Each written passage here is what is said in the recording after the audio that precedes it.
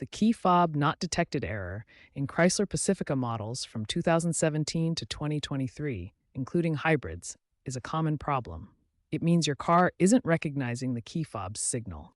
First, the most frequent culprit is a dead or weak key fob battery. Replace the CR232 battery, ensuring it has a voltage above 2.5 volts, ideally 3 volts.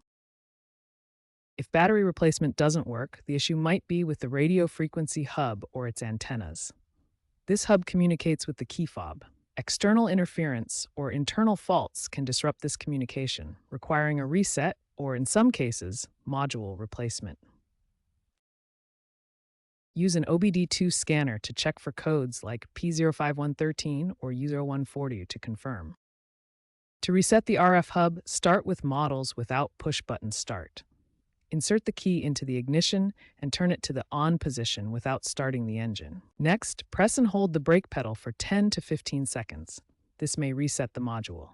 For 2020 and newer models, some allow remote resets through the Uconnect app. If issues persist, especially in hybrid models, interference from the hybrid battery system might be the cause. Software updates are a common fix.